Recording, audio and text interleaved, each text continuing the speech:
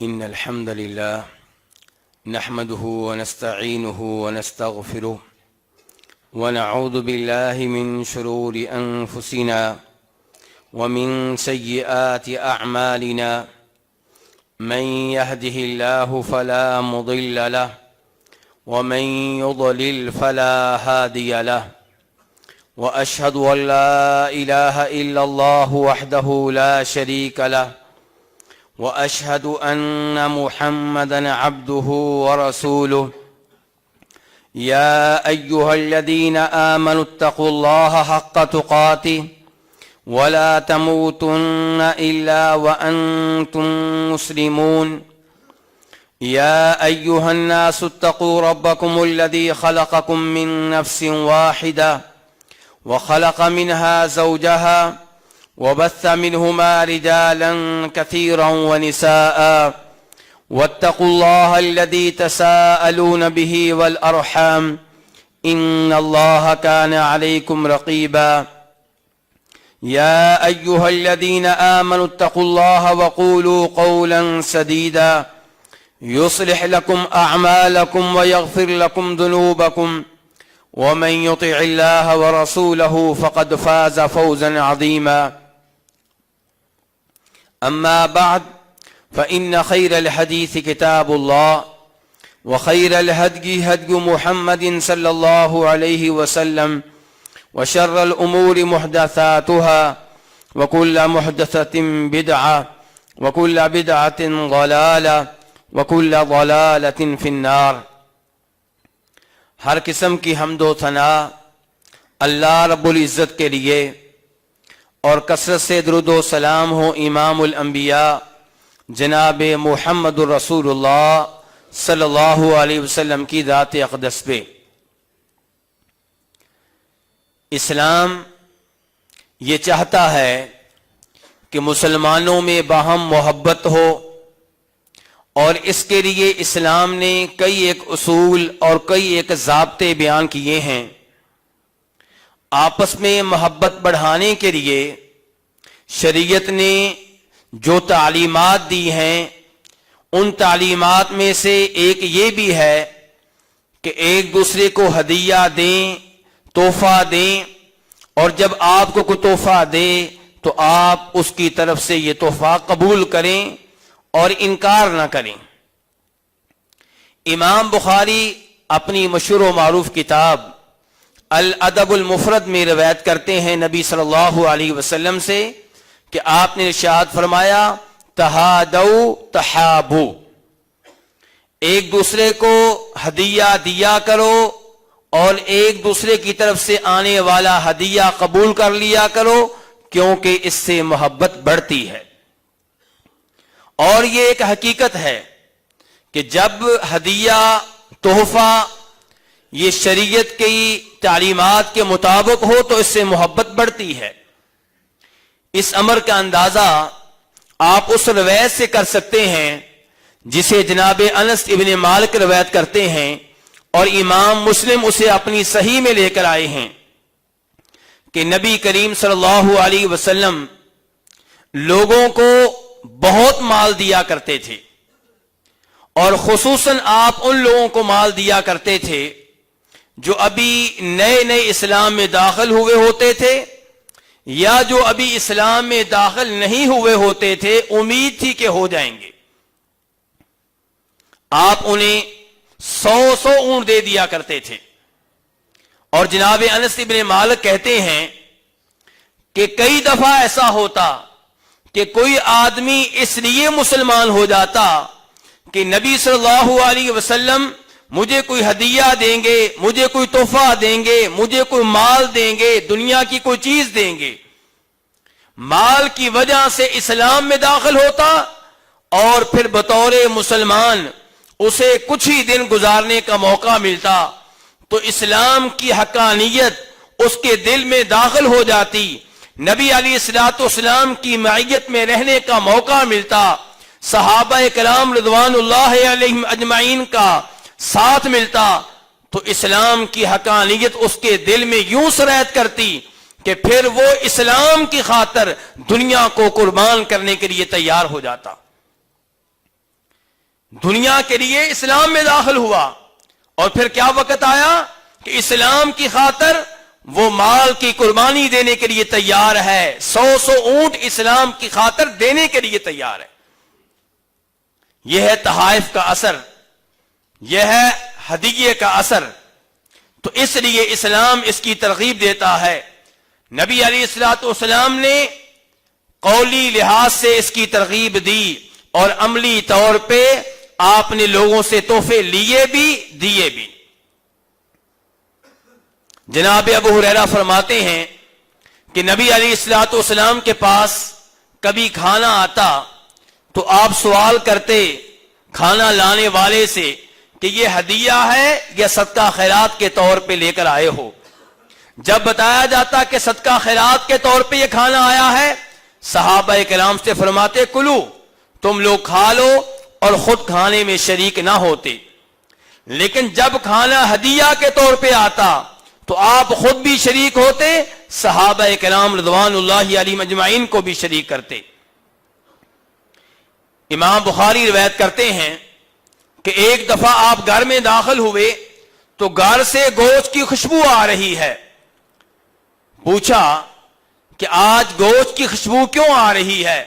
بتایا گیا کہ گھر میں گوشت آیا ہے لیکن ہمارے لیے نہیں، بریرہ کے لیے صدقہ کے طور پہ آیا ہے، ہدیہ کے طور پہ نہیں۔ تو نبی کریم صلی اللہ علیہ وسلم ارشاد فرمانے لگے، عائشہ بریرہ تمہاری لونڈی ہے، جب گوشت اس کے پاس صدقہ کے طور پہ آیا، اب وہ گوشت کی مالک بن گئی، اب جب ہمیں وہ گوشت دے گی تو یہ اس کی طرف سے ہمارے لیے ہدیہ ہوگا، صدقہ نہیں ہوگا۔ تو آپ نے وہ گوشت ہدیہ کے طور پہ قبول فرمایا۔ اور امام بخاری روایت کرتے ہیں جناب عروہ بن زبیر بن عوام سے، وہ کہتے ہیں کہ مجھ سے ایک دن ام المؤمنین عائشہ فرمانے لگیں کہ میرے بانجے کئی دفعہ ایسا ہوتا کہ چاند طلوع ہوتا، پھر دوسرے مہینے کا چاند طلوع ہوتا، پھر تیسرے مہینے کا چاند طلوع ہوتا، 3 چاند طلوع ہو جایا کرتے تھے، 2 مہینے گزر جایا کرتے تھے، اور نبی علیہ الصلوۃ والسلام کے گھروں میں سے کسی گھر میں کھانا پکانے کے لیے آگ نہیں جلتی تھی۔ 2 مہینے آپ کی کسی بھی بیوی کے گھر میں کھانا پکانے کے لیے آگ نہیں جلتی تھی۔ عروہ بن زبیر کہتے ہیں میں نے کہا یا خالۃ ما کان یعیشکم، جب صورتحال یہ ہوتی تھی کہ 2 مہینے کھانا کھانے کا موقع نہیں ملتا تھا تو پھر آپ زندہ کیسے رہتے تھے؟ تو فرمایا ام المؤمنین نے الاسودانی التمر والماء، ہمارا گزارا ہوتا تھا کھجوروں پہ یا پانی پہ۔ ہاں نبی علیہ الصلوۃ والسلام کے کچھ پڑوسی انصار میں سے ہوتے تھے، ان کے گھر میں بکریاں ہوتی تھیں، وہ کبھی کبھی اپنی بکریوں کا دودھ بطور ہدیہ، بطور تحفہ نبی علیہ الصلوۃ والسلام کے گھر میں بھیجا کرتے تھے، تو آپ اس دودھ میں سے کبھی ہمیں دے دیا کرتے تھے، تو اس سے ہماری گزر بسر ہوتی تھی۔ تو یہاں پہ دیکھیے کہ نبی علیہ الصلوۃ والسلام ہدیہ قبول کر رہے ہیں، کبھی دودھ کا، کبھی گوشت کا، کبھی کھانے کا، اور آپ صرف ہدیہ لیتے نہیں تھے، ہدیہ دیا بھی کرتے تھے۔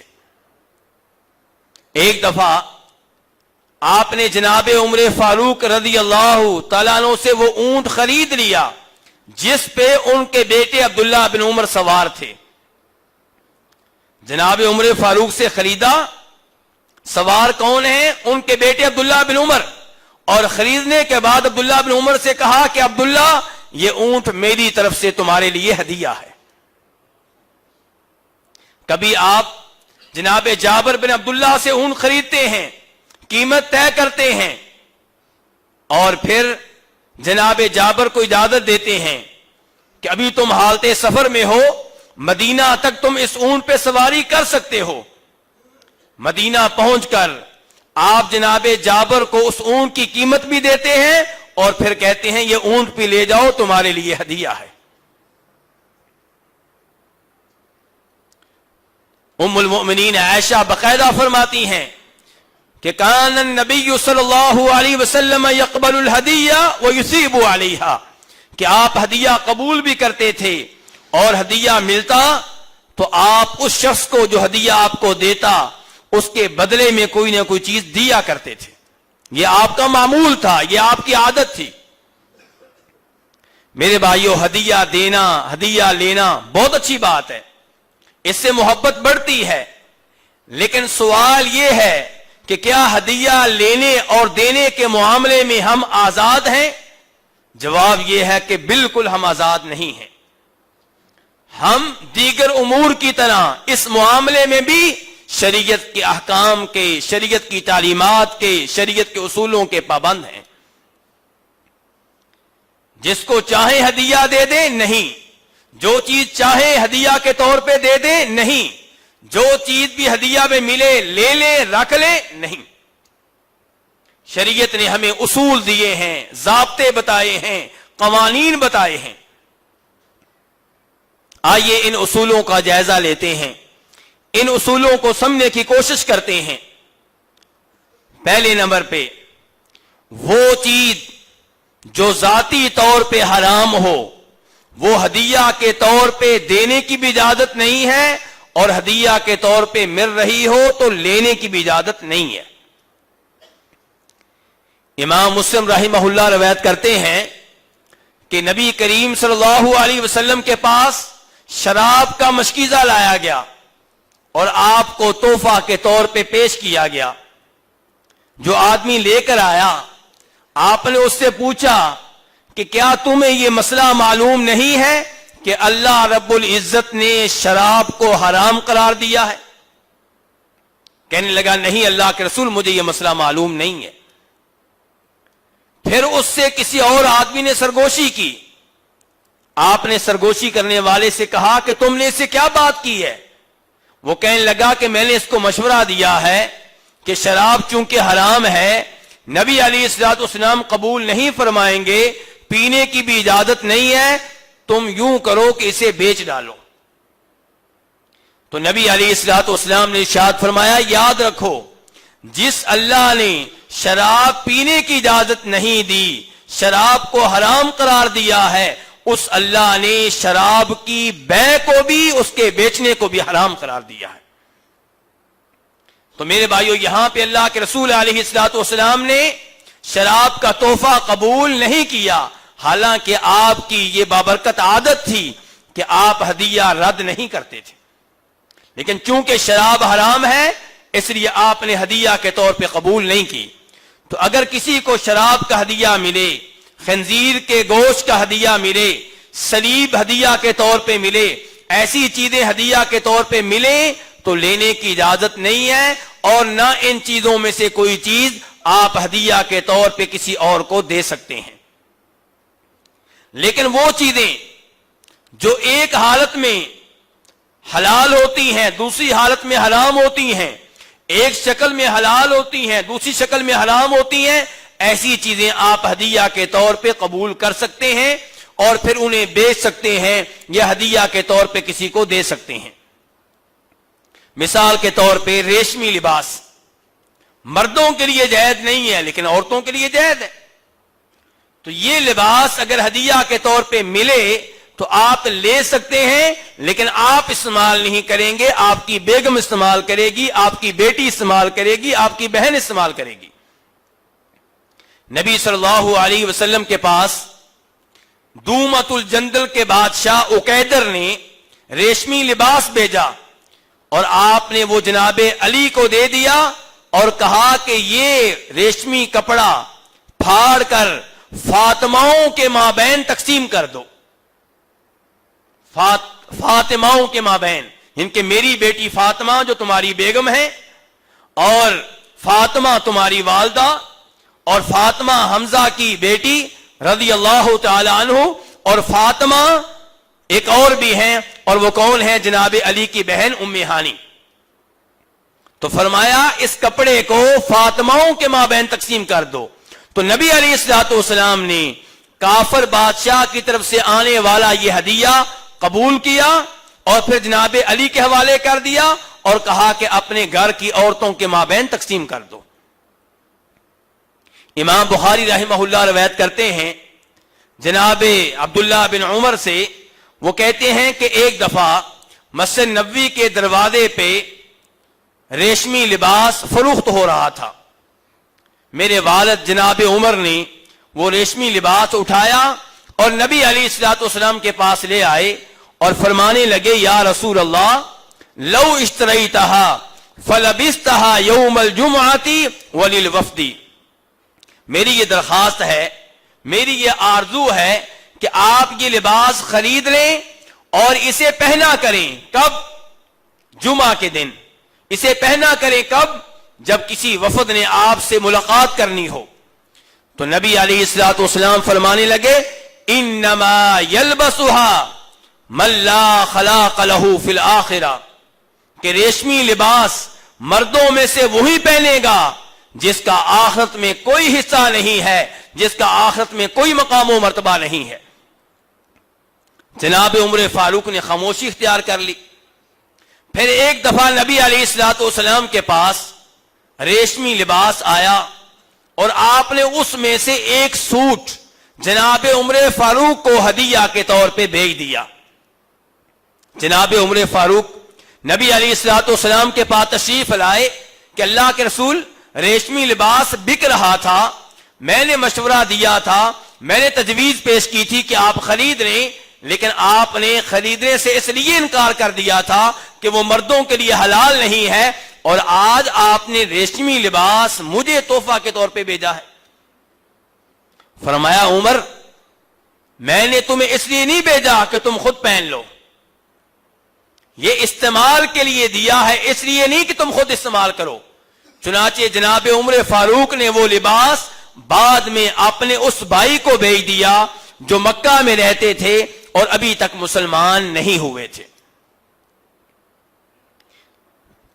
میرے بھائیوں، تحفے تحائف کے تعلق سے دوسرا ضابطہ، دوسرا اصول یہ ہے کہ وہ لوگ جو کسی ادارے میں، کسی محکمے میں ملازمت کرتے ہیں، کوئی عہدہ سنبھالے ہوئے ہیں، ان کے لیے جائز نہیں ہے کہ وہ کوئی ایسا ہدیہ قبول کریں جو ان کو ان کے عہدے کی وجہ سے، ان کی ملازمت کی وجہ سے مل رہا ہے،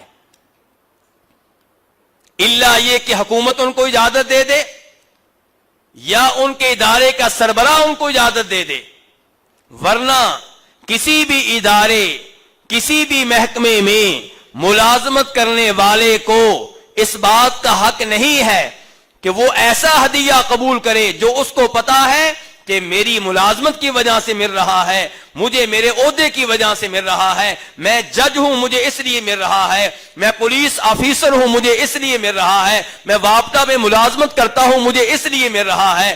ایسا ہدیہ قبول کرنے کی اجازت نہیں ہے۔ البتہ وہ ہدیہ، وہ تحفہ جو ملازمت کرتے ہوئے آپ کو آپ کی ذاتی حیثیت کی وجہ سے مل رہا ہے، آپ کو پتا ہے کہ یہ مجھے اس لیے دے رہا ہے کہ میں اس کا چچا ہوں، یہ مجھے اس لیے دے رہا ہے کہ میں اس کا ماموں ہوں، یہ مجھے اس لیے دے رہا ہے کہ میں اس کا پڑوسی ہوں، میرے پاس عہدہ ہوتا نہ ہوتا اس نے مجھے تحفہ دینا تھا، پہلے بھی دیا کرتا تھا، اس سے آپ وہ تحفہ لے سکتے ہیں، اس سے آپ وہ ہدیہ لے سکتے ہیں، وہ آپ کے لیے جائز ہے۔ چنانچہ امام بخاری رحمہ اللہ روایت کرتے ہیں جناب ابو حمید ساعدی رضی اللہ تعالیٰ عنہ سے، وہ کہتے ہیں کہ نبی صلی اللہ علیہ وسلم نے ازد قبیلے سے تعلق رکھنے والے ایک آدمی کو کسی قبیلے سے زکوٰۃ لینے کے لیے بھیجا۔ وہ آدمی ابن لطبیہ کے نام سے مشہور و معروف تھا۔ جب وہ واپس آیا تو نبی علیہ الصلوۃ والسلام نے اس سے حساب کتاب لیا تو کہنے لگا، ھذا مالکم وھذا لی اہدی الیہ، یہ آپ کا مال تھا، یہ بیت المال کا مال تھا، اور یہ جو مال ہے یہ میرا ہے، یہ مجھے ہدیہ کے طور پہ دیا گیا ہے، یہ مجھے تحفہ کے طور پہ ملا ہے۔ تو نبی علیہ الصلوۃ والسلام اس آدمی کے یہ الفاظ سن کر اس قدر غصے میں آئے کہ آپ ممبر پہ چڑھ گئے اور اللہ کی حمد و ثنا بیان کی، خطبہ ارشاد فرمایا اور خطبے میں کہا کہ اس آدمی کا کیا حال ہے جس کو میں کسی سرکاری کام کے لیے بھیجتا ہوں اور وہ واپس آ کر مجھ سے یہ کہتا ہے کہ یہ آپ لوگوں کا مال ہے اور یہ جو تحفے ہیں یہ مجھے ملے ہیں، یہ میرے لیے ہیں، یہ میرے پاس رہیں گے۔ آپ علیہ الصلوۃ والسلام فرماتے ہیں افلا قعد فی بیت ابیہ او فی بیت امہ حتی ینظر ایہدی الیہ ام لا، ایسے آدمی کو چاہیے کہ اپنے باپ کے گھر میں جا کر بیٹھ جائے، اپنی ماں کے گھر میں جا کر بیٹھ جائے اور پھر دیکھے کہ دنیا اس کو اس کے باپ کے گھر میں، اس کی ماں کے گھر میں ہدیہ دینے کے لیے آتی ہے کہ نہیں آتی۔ ان الفاظ سے کیا پتا چلا کہ وہ تحفے کیوں ملے تھے؟ اس لیے کہ اللہ کے رسول علیہ الصلوۃ والسلام نے ڈیوٹی دے کر بھیجا تھا، اور آپ یہ کہہ رہے ہیں کہ اگر اس کے پاس یہ سرکاری عہدہ نہ ہوتا، اپنے گھر میں بیٹھا رہتا، تو اس قبیلے کے لوگ ہدیہ لے کر مدینہ میں اس کے گھر میں آتے؟ کبھی بھی نہ آتے۔ تو پھر یہ تحفہ کیوں ملا ہے؟ یہ اس ملازمت کی وجہ سے ملا ہے، یہ اس سرکاری عہدے کی وجہ سے ملا ہے۔ تو پھر یہ تحفہ سرکار کا ہے، اس ادارے کا ہے جس نے آپ کو ملازمت دے رکھی ہے، جس کے ہاں آپ ملازمت کرتے ہیں یہ تحفہ آپ کا نہیں ہے۔ آپ صلی اللہ علیہ وسلم اسی حدیث میں مزید فرماتے ہیں والذی نفس محمد بیدی لا ینال احد منکم شیئا الا جاء به یوم القیامہ یحملہ علی عنقی بعیر لہ رغاء او بقرۃ لہا خوار او شاۃ تیعر، اس ذات کی قسم جس کے ہاتھ میں محمد کی جان ہے صلی اللہ علیہ وسلم، جس کسی نے ایسا ہدیہ اپنی جیب میں ڈال لیا، اپنے گھر میں لے گیا، اپنی بیگم کو دے دیا، اپنے بچوں میں تقسیم کر دیا، وہ یاد رکھے جب روز قیامت آئے گا یہ ہدیہ اس کی گردن پہ ہوگا۔ اگر اس نے ہدیہ کے طور پہ اونٹ قبول کیا تھا، یہ اونٹ اس کی گردن پہ ہوگا اور بلبلا رہا ہوگا۔ گائے ہدیہ کے طور پہ قبول کی تھی، اس کی گردن پہ ہوگی، ڈکار رہی ہوگی۔ بکری کو ہدیہ کے طور پہ قبول کیا تھا، اس کی گردن پہ ہوگی، ممیا رہی ہوگی، اور پھر روز قیامت مجھے دیکھ کر کہے گا یا رسول اللہ اغثنی، اے اللہ کے رسول میرے غوث بن جائیے، میری مدد کیجئے، میں پھنسا ہوا ہوں، میں مصیبت میں مبتلا ہو چکا ہوں، آپ کی مدد کا محتاج ہوں۔ میں آگے سے کہوں گا لا املک لک شیئا قد ابلغتک، مجھ سے مدد مانگنے والے آج تمہاری مدد کرنا میرے بس میں نہیں ہے، میرے اختیار میں نہیں ہے، میری قدرت میں نہیں ہے۔ نبی علیہ الصلوۃ والسلام کو، دیگر اولیاء کو جو لوگ غوث اعظم قرار دیتے ہیں، مشکل کشا کہتے ہیں، حاجت روا کہتے ہیں، وہ اس حدیث پہ غور کریں کہ نبی علیہ الصلوۃ والسلام کیا فرما رہے ہیں۔ میں اس آدمی سے کہوں گا تمہاری شفاعت کرنا، تمہاری مدد کرنا میرے بس میں نہیں ہے، میرے اختیار میں نہیں ہے۔ آپ یہ نہیں کہہ رہے کہ میں کرنا نہیں چاہتا، آپ نے کہا لا املک لک شیئا، تمہاری شفاعت کرنا، تمہاری مدد کرنا میرے بس میں نہیں ہے، میرے اختیار میں نہیں ہے۔ میرا کام تھا تبلیغ کرنا، میرا کام تھا دنیا میں تمہیں وارننگ دینا، میرا کام تھا دنیا میں تمہیں ڈرانا، میں نے دنیا میں تمہیں وارننگ دے دی، تمہیں ڈرا دیا۔ صحابی کہتے ہیں کہ جب آپ یہ الفاظ کہہ رہے تھے آپ نے دونوں ہاتھ اوپر اٹھا دیے اور کہا اللہم حل بلغت، اے اللہ گواہ رہنا میں نے تیرا پیغام پہنچا دیا، میں نے ان کو وارننگ دے دی۔ امام نووی رحمہ اللہ اس حدیث کی شرح کرتے ہوئے لکھتے ہیں فی ھذا الحدیث بیان ان ہدایا العمال حرام، اس حدیث سے پتہ چل رہا ہے کہ وہ تحفہ جو کسی ملازم کو اس کی ملازمت کی وجہ سے ملے وہ اس کے لیے حرام ہے۔ آگے چل کر لکھتے ہیں کہ اب حل کیا ہے، اب کیا کرے، تحفہ تو آ گیا اب کیا کرے؟ تو امام نووی رحمہ اللہ فرماتے ہیں اس کا حل موجود ہے، جس نے ہدیہ دیا ہے اس کو واپس کر دے، اگر واپس کرنا ممکن نہیں ہے تو بیت المال میں جمع کروا دے، سرکار کے حوالے کر دے، سرکاری خزانے میں جمع کرا دے۔ میرے بھائیوں، تحفے تحائف کے تعلق سے تیسرا ضابطہ یہ ہے کہ وہ تحفہ جو آپ کو کسی کی شفاعت کرنے کی وجہ سے مل رہا ہے وہ تحفہ بھی آپ کے لیے حلال نہیں ہے۔ آپ نے کسی کی شفاعت کی، اس کو کوئی ملازمت مل گئی، اس کا کوئی کام ہو گیا، وہ اب آپ کے پاس مٹھائی کا ڈبہ لے کر آ رہا ہے، وہ آپ کو سوٹ دے رہا ہے، یہ لینا آپ کے لیے جائز نہیں ہے۔ یہ میں نہیں کہہ رہا، یہ امام الانبیاء جناب محمد رسول اللہ صلی اللہ علیہ وسلم ارشاد فرما رہے ہیں۔ ابو داؤد شریف کی حدیث ہے، آپ کہتے ہیں من شفع لأخیہ شفاعتا فأہدى علیہا ہدیتا فقبلها فقد اتا بابا عظیما من ابواب الربا، کہ جس نے کسی کی شفاعت کی اور جس کی شفاعت کی گئی اس نے اس شفاعت کی وجہ سے ہدیہ دے دیا، تحفہ دے دیا، اور شفاعت کرنے والے نے قبول کر لیا، تو شفاعت کرنے والا، ہدیہ قبول کرنے والا یاد رکھے سود کے دروازوں میں سے ایک بڑے دروازے میں وہ داخل ہو گیا ہے۔ شفاعت کیجئے لیکن اس کی جو شفاعت کا حقدار ہو، جو شفاعت کا حقدار نہیں ہے اس کی کبھی بھی شفاعت نہ کریں، ورنہ یہ شفاعت آپ کے لیے وبال جان بن جائے گی۔ ہاں، جو شفاعت کا حقدار ہے اس کی شفاعت کیجئے۔ خود نبی علیہ السلام فرمایا کرتے تھے اشفعوا تؤجروا، شفاعت کرو، شفاعت کرنے پہ تمہیں اجر و ثواب ملے گا۔ قرآن پاک کہتا ہے من یشفع شفاعتا حسنہ یکن لہ نصیب منہا، کہ جو اچھی شفاعت کرے گا اس کو اس شفاعت کی وجہ سے اجر و ثواب ملے گا، اور جو بری شفاعت کرے گا اس کو اس کا گناہ ملے گا۔ اب آپ شفاعت کریں اس کی جو شفاعت کا حقدار ہے، لیکن کیوں؟ لوگوں سے تحفے لینے کے لیے، مٹھائی کے ڈبے وصول کرنے کے لیے، سوٹ کٹھے کرنے کے لیے نہیں، فرمایا اجر و ثواب لینے کے لیے۔ اللہ سے اجر و ثواب لیں۔ آپ نے اس کی شفاعت کی ہے اس لیے کہ شفاعت کا حقدار ہے، اور اب اس کا اجر و ثواب آپ نے اس سے نہیں لینا، اللہ رب العزت سے لینا ہے۔ میرے بھائیو، تحفے تحائف کے تعلق سے چوتھا ضابطہ یہ ہے کہ وہ آدمی جس نے آپ سے قرضہ لیا ہے، وہ قرضہ کی ادائیگی سے پہلے اگر آپ کو کوئی ہدیہ دیتا ہے، تحفہ دیتا ہے، وہ تحفہ لینا آپ کے لیے درست نہیں ہے۔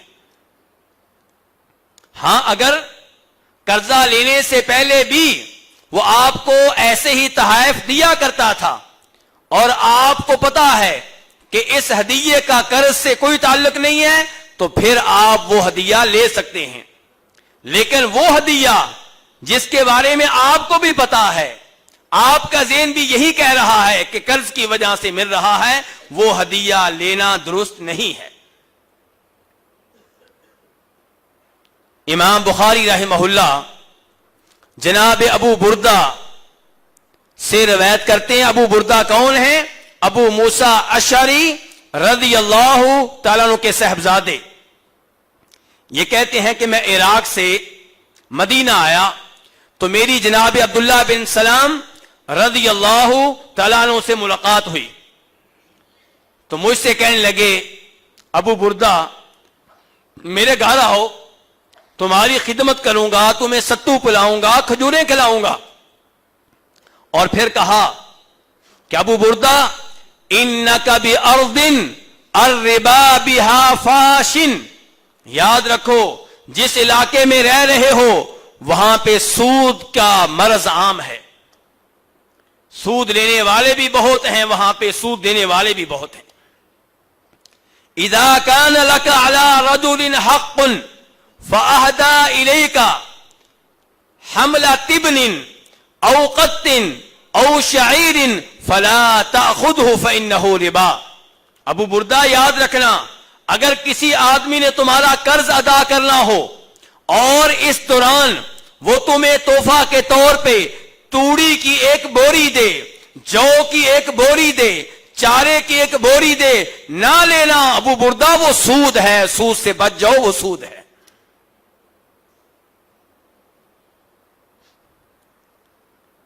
ہمارے بہت سے دوست کسی کا مکان گروی کے طور پہ لے لیتے ہیں، 50 لاکھ قرضہ دیا اور گروی کے طور پہ اس کا مکان لے لیا اور پھر اس کے مکان کو استعمال کرتے ہیں. یہ سود ہے.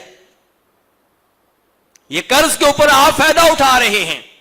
50 لاکھ روپیہ بھی لیں گے اور اس کے مکان میں رہائش بھی اختیار کیے ہوئے ہیں، اس کے مکان کو کرائے پہ دیا ہوا کرایہ بھی اپنی جیب میں ڈال رہے ہیں. تو پھر کیا کیا جائے؟ مکان جو گروی کے طور پہ ہے، آپ اگر اس میں خود رہنا چاہتے ہیں رہیں، لیکن اس مکان کا وہ کرایہ ادا کریں جو مارکیٹ میں بنتا ہے. قرض کی وجہ سے 1 روپیہ بھی کم نہ کروائیں. اور اگر آپ کسی اور کو کرائے پہ دیتے ہیں اور مارکیٹ ویلیو کے مطابق کرائے پہ دیتے ہیں، وہ کرایہ اس آدمی کو دیں جو مکان کا مالک ہے، یا پھر قرضے میں کاٹتے چلے جائیں.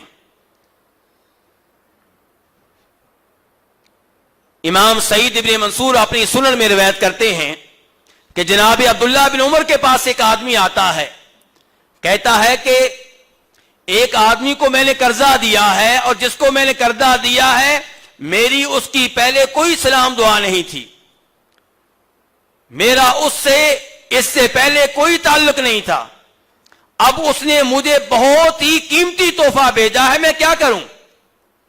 کہا یہ تحفہ واپس کر دو یا پھر اس کی قیمت لگا کر اسے قرضے میں سے کاٹ لو.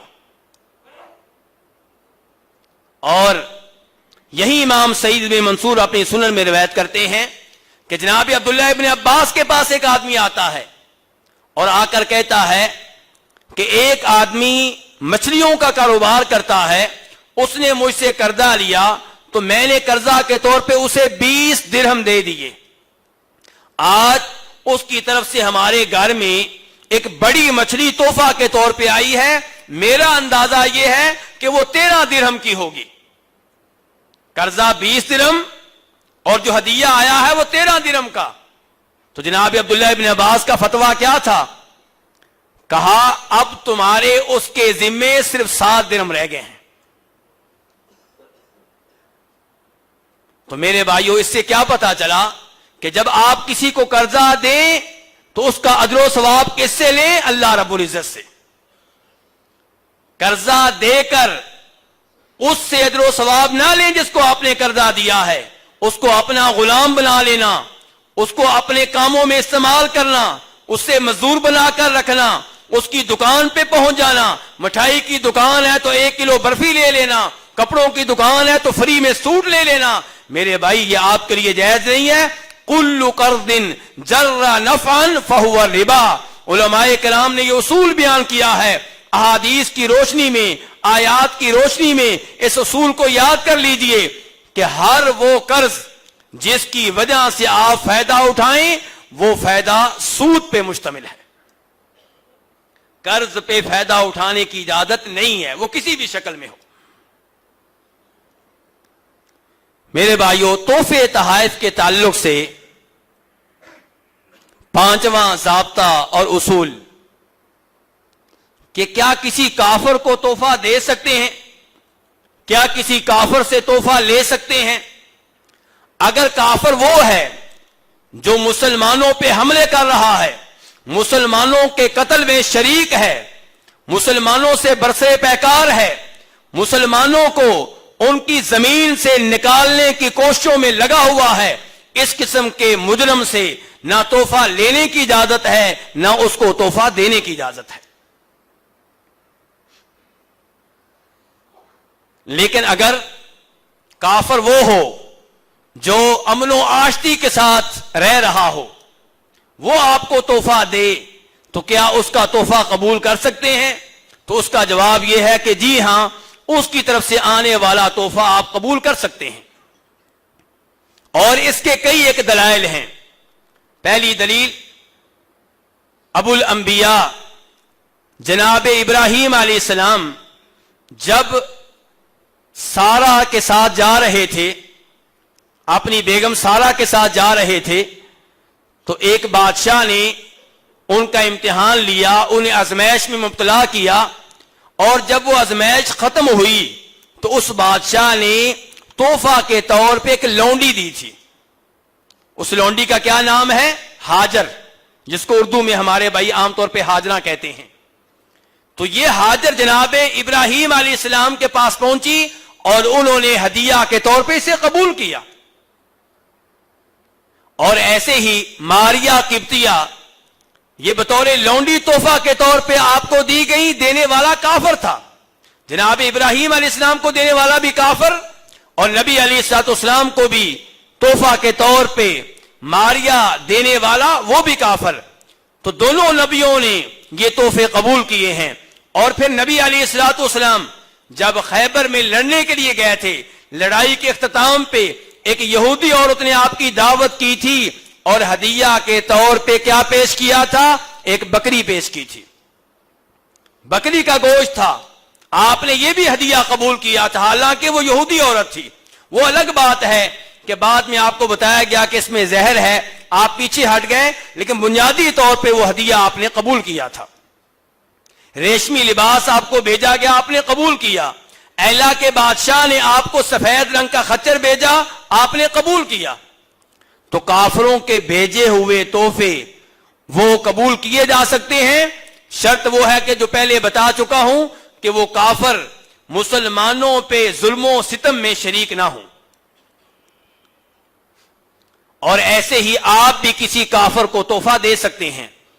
آج کل کا سوال بہت آتا ہے کہ قربانی کا گوشت کسی کافر کو دے سکتے ہیں کہ نہیں دے سکتے، زمزم دے سکتے ہیں کہ نہیں دے سکتے، مدینہ کی کھجوریں دے سکتے ہیں کہ نہیں دے سکتے. آپ دے سکتے ہیں، اس میں کوئی حرج نہیں ہے. نبی علیہ الصلوۃ والسلام نے ایسا تحفہ کافروں کو دیا ہے. جناب عمر فاروق نے اپنے کافر بھائی کو مکہ میں ریشمی لباس تحفہ کے طور پہ بھیجا تھا، اور جس بادشاہ نے آپ کو سفید خچر بھیجا تھا، آپ نے تحفہ کے طور پہ اسے ایک چادر بھیجی تھی. لیکن میرے بھائیوں، یہاں پہ ایک بات ذہن میں رہے کہ اگر کافر کو آپ تحفہ دیتے ہیں اس کے کسی مذہبی تہوار کی وجہ سے، ان کی کسی عید کی وجہ سے، کرسمس ڈے کی وجہ سے، ہندوؤں کے تہوار دیوالی کی وجہ سے، ہندوؤں کے تہوار ہولی کی وجہ سے، سکھوں کے کسی تہوار کی وجہ سے، تو یہ تحفہ دینا جرم ہے. کیونکہ اس موقع پہ تحفہ دے کر آپ اس کو یہ پیغام دینا چاہتے ہیں کہ ہمارا مذہب بھی ٹھیک ہے، تمہارا مذہب بھی ٹھیک ہے، ہماری عیدیں بھی ٹھیک ہیں، تمہاری عیدیں بھی ٹھیک ہیں، اور میں اس موقع پہ تمہیں تحفہ دے رہا ہوں، تمہاری حوصلہ افزائی کرتا ہوں. جبکہ ہمارے رب کا یہ اعلان ہے، ان الدین عند اللہ الاسلام، اللہ کے ہاں قابل قبول دین ایک ہی ہے اور وہ دین اسلام ہے. وَمَن يَبْتَغِ غَيْرَ الْإِسْلَامِ دِينًا فَلَن يُقْبَلَ مِنْهُ، جو اسلام کے علاوہ کوئی اور دین اختیار کرے گا تو وہ دین اللہ کے ہاں ناقابل قبول ہے. حنفیوں کے ایک عالم دین گزرے ہیں، ابو حفص الکبیر. ان کا یہ قول بہت ہی مشہور ہے. وہ کہتے ہیں کہ اگر کوئی آدمی 50 سال اللہ تعالیٰ کی عبادت کرتا رہے اور پھر کافروں کے کسی تہوار کے موقع پہ ان کافروں کو اس تہوار کی وجہ سے ان کے تہوار کے دن کو عظیم جانتے ہوئے، بڑا دن جانتے ہوئے، مقدس دن جانتے ہوئے صرف ایک انڈا ہدیہ کے طور پہ دے دے، تو ایسا آدمی دائرہ اسلام سے خارج ہو جائے گا، مسلمان نہیں رہے گا، کافر ہوگا. عام حالات میں تحفہ دینا اور چیز ہے، ان کے تہوار کی وجہ سے تحفہ دینا، ان کے دن کو عظیم جانتے ہوئے، ان کے دن کو مقدس جانتے ہوئے، ان کے یہ تہوار کو بڑا تہوار جانتے ہوئے، اس سے محبت کرتے ہوئے تحفہ دینا، یہ چیز آپ کو کفر تک لے جائے گی.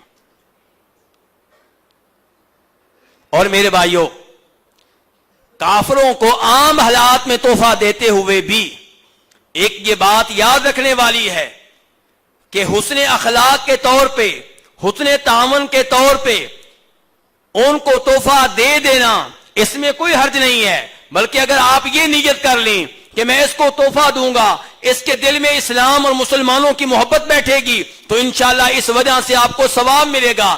لیکن کافروں کو تحفہ دینا اور چیز ہے، اور کافروں سے دلی دوستی رکھنا، دلی محبت رکھنا یہ اور چیز ہے. اگر آپ انہیں تحفہ دیتے ہیں اس لیے کہ دلی دوستی قائم ہو جائے, محبت قائم ہو جائے, تو میرے بھائیوں پھر یہ تحفہ دینا ثواب نہیں ہوگا بلکہ جرم ہوگا. اللہ تعالیٰ کیا فرماتے ہیں قرآن حکیم میں, یا ایھا الذین آمنوا لا تتخذوا عدوی وعدوکم اولیاء تلقون الیہم بالمودہ وقد کفروا بما جاءکم من الحق. اے ایمان والو, میرے دشمنوں کو اور اپنے دشمنوں کو دوست نہ بناؤ, تم انہیں محبت کے دوستی کے پیغام بھیجتے ہو جبکہ یہ وہ مجرم ہیں جو میرے نازل کردہ قرآن کے منکر ہیں, میرے نازل کردہ قرآن کو نہیں مانتے. اور کبھی اللہ تعالیٰ فرماتے ہیں یا ایھا الذین آمنوا لا تتخذوا اليہود والنصارى اولیاء بعضهم اولیاء بعض. اے ایمان والو, یہود و عیسائیوں کو دلی دوست نہ بناؤ, وہ تمہارے دوست نہیں ہیں, وہ آپس میں ایک دوسرے کے دوست ہیں. جو ان کو دوست بنائے گا وہ انہی میں سے ہے, وہ مسلمانوں میں سے نہیں ہے.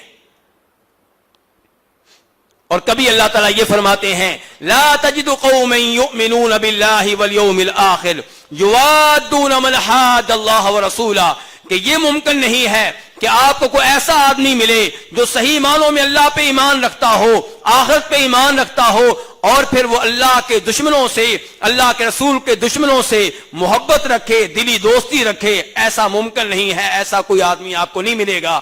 یا وہ اللہ پہ صحیح ایمان رکھنے والا ہوگا تو کافروں سے دلی دوستی قائم نہیں کرے گا, اور اگر کافروں سے دلی دوستی قائم کرے گا تو پھر وہ اللہ پہ ایمان لانے والا نہیں ہے. یہ دونوں چیزیں جمع نہیں ہو سکتی. میرے بھائیوں, تحفہ تحائف کے تعلق سے ایک مسئلہ یہ بھی آپ کے سامنے رکھنا چاہوں گا کہ اپنے پڑوسیوں کو تحفہ دینا بہت اچھی بات ہے, اور اگر آپ کے پاس ہدیہ ایک ہے, تحفہ ایک ہے, پڑوسی کئی ایک ہیں, تو آپ کس کو دیں گے؟ ام المؤمنین عائشہ رضی اللہ تعالیٰ عنہا نے یہی سوال نبی علیہ الصلوۃ والسلام سے کیا تھا اور کہا تھا اللہ کے رسول میرے دو پڑوسی ہیں, میں کس کو ہدیہ دوں, کس کو تحفہ دوں؟ فرمایا الی اقربہما منک بابا, ان میں سے جس کا دروازہ تمہارے زیادہ قریب ہے وہ ہدیہ اس کو دو. یعنی کہ یہ اصول نہیں ہے کہ یار یہ ہمارا خیال رکھتے ہیں, نہیں, آپ نے اصول یہ دیا ہے کہ جن کا دروازہ تمہارے زیادہ قریب ہے, اگر ہدیہ ایک ہے تو یہ ہدیہ ان کا حق بنتا ہے. میرے بھائیو, ہدیہ کے معاملے میں ایک اصول یہ بھی ذہن میں رکھنا چاہیے کہ ہدیہ دینے کے بعد ہدیہ واپس لینا یہ درست نہیں ہے. نبی علیہ الصلوۃ والسلام نے اس آدمی کو جو ہدیہ دینے کے بعد, تحفہ دینے کے بعد واپس مانگے, واپس لے, اس کتے سے تشبیہ دی ہے, اس کتے کی طرح قرار دیا ہے جو کتا کھانا کھاتا رہتا ہے, جب پیٹ بھر جاتا ہے پھر قے کرتا ہے, الٹی کرتا ہے, اور تھوڑی ہی دیر کے بعد اس قے کو چاٹنا شروع کر دیتا ہے. تحفہ دے کر واپس لینا ایسے ہی ہے. اس بارے میں کئی ایک احادیث ہیں. ایک حدیث وہ ہے جسے امام ابو داؤد رحمہ اللہ جناب عبداللہ بن عمر اور عبداللہ بن عباس کے حوالے سے روایت کرتے ہیں. اس میں نبی علیہ السلام فرماتے ہیں ہدیہ دے کر واپس لینا جائز نہیں ہے سوائے والد کے. والد اپنی اولاد کو کوئی ہدیہ دے کر واپس لے سکتا ہے, والد کے علاوہ کسی کو اس بات کا حق نہیں ہے کہ وہ ہدیہ دے کر واپس لے. اور میرے بھائیوں, اگر ہدیہ وہ ہے جو رشوت کے طور پہ پیش کیا جا رہا ہے تو وہ ہدیہ لینا آپ کے لیے جائز نہیں ہے, اور اس میں شرمانے کی کوئی ضرورت نہیں ہے. خود نبی علیہ الصلوۃ والسلام نے ایک دفعہ ہدیہ اس لیے واپس کر دیا تھا کہ وہ اس شکل میں, اس حالت میں آپ کے لیے لینا جائز نہیں تھا. آپ حالت احرام میں تھے اور ایک جنگلی گدھا آپ کے پاس لایا گیا, ہدیہ کے طور پہ پیش کیا گیا, آپ نے نہیں لیا. دینے والا پریشان ہو گیا, اس نے ٹینشن لی. نبی علیہ الصلوۃ والسلام نے اس کی پریشانی کو ختم کرتے ہوئے فرمایا کہ میں اس لیے نہیں لے رہا کیونکہ میں حالت احرام میں ہوں, اور حالت احرام میں یہ ہدیہ لینا میرے لیے جائز نہیں ہے.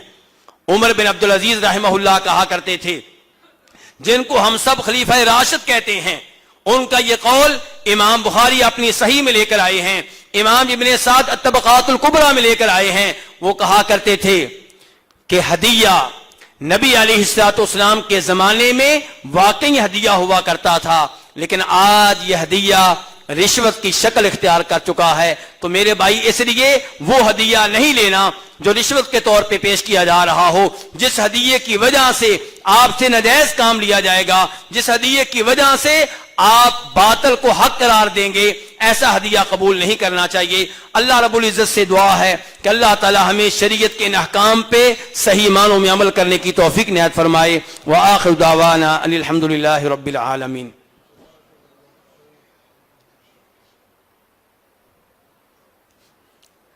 ان الحمد لله نحمده ونستعينه ونستغفره ونعوذ بالله من شرور انفسنا ومن سيئات اعمالنا، من يهده الله فلا مضل له ومن يضلل فلا هادي له، واشهد ان لا اله الا الله وحده لا شريك له، واشهد ان محمدا عبده ورسوله۔ میرے بھائیو، ہدیہ کے تعلق سے چند احکام اور مسائل میں نے آپ کے سامنے رکھے ہیں، لیکن یہ پھر ذہن میں رہے کہ بنیادی طور پہ ہدیہ دینا اور لینا شریعت اس کی ترغیب دیتی ہے۔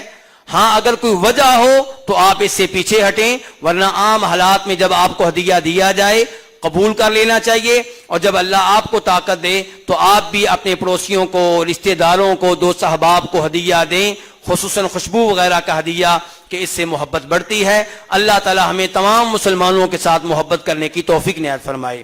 یا اللہ جتنے مسلمان مریض ہیں سب کو شفا عنایت فرما۔ یا اللہ جتنے مسلمان پریشان ہیں ان کی پریشانیاں دور فرما۔ یا اللہ ہمارے کشمیری بھائی ان پہ مصیبت ٹوٹ پڑی ہے، یا اللہ ان کی مدد فرما، یا اللہ ان کی مدد فرما، یا اللہ اپنے غیب سے ان کی مدد فرما، یا اللہ ان کی مدد کے لیے اپنی طرف سے لشکر بھیج دے۔ یا اللہ تو چاہے تو تیرے لیے کچھ مشکل نہیں ہے۔ یا اللہ ہم مسلمان اگرچہ تجھے ناراض کر بیٹھے ہیں، لیکن یا اللہ تو غفور ہے، تو توبہ قبول کرنے والا ہے۔ یا اللہ اپنے گناہوں کی معافیاں مانگتے ہیں، یا اللہ تجھ سے توبہ کرتے ہیں۔ یا اللہ ہمارے گناہوں کی طرف نہ دیکھ، یا اللہ ہماری موجودہ حالت کی طرف دیکھ۔ یا اللہ مسلمانوں پہ رحم فرما، یا اللہ ہر جگہ مسلمانوں کی مدد فرما، یا اللہ کشمیر کے مسلمانوں کی مدد فرما، یا اللہ انہیں ذلیل و رسوا نہ فرما، یا اللہ انہیں بے یار و مددگار نہ چھوڑنا۔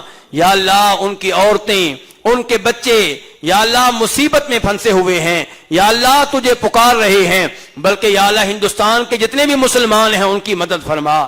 یا اللہ آج گائے ذبح کرنے کے جرم میں ان کی زبانیں کاٹی جا رہی ہیں، انہیں ذبح کیا جا رہا ہے، یا اللہ ان کی مدد فرما، یا اللہ ان پہ رحم فرما۔ یا اللہ جتنے مسلمان فوت ہو چکے ہیں ان کی قبریں منور فرما، یا اللہ ان کی قبریں کشادہ فرما، یا اللہ ان کی قبروں پہ اپنی رحمتیں نازل فرما، یا اللہ انہیں عذاب قبر عذاب جہنم سے محفوظ فرما، یا اللہ انہیں جنت میں اعلیٰ مقام عنایت فرما۔ یا اللہ جن بہن بھائیوں کے پاس اولاد نہیں ہے انہیں نیک صحت مند اولاد عنایت فرما۔ یا اللہ ہماری اولاد کو نیک بنا، انہیں قرآن کا حافظ بنا، انہیں دین کا عالم بنا۔ یا اللہ ہمیں اپنے دین کے لیے محنت کرنے کی توفیق عنایت فرما۔ یا اللہ ہمیں اپنے گھروں کو اور مدرسوں کو، دینی اداروں کو آباد کرنے کی توفیق عنایت فرما۔ یا اللہ ہمارا تعلق ان کے ساتھ مضبوط کر دے جو توحید و سنت پہ ہیں، یا اللہ جو تیرے دین سے پیار کرنے والے ہیں، جو تیرے نبیوں سے، تیرے اولیاء سے پیار کرنے والے ہیں۔ ربنا آتنا فی الدنیا حسنہ وفي الآخرة حسنة وقنا عذاب النار۔ ربنا اغفر لنا ولإخواننا الذين سبقونا بالإيمان ولا تجعل في قلوبنا غلا للذين آمنوا ربنا إنك رؤوف رحيم۔ سبحان ربك رب العزة عما يصفون وسلام على المرسلين والحمد لله رب العالمين۔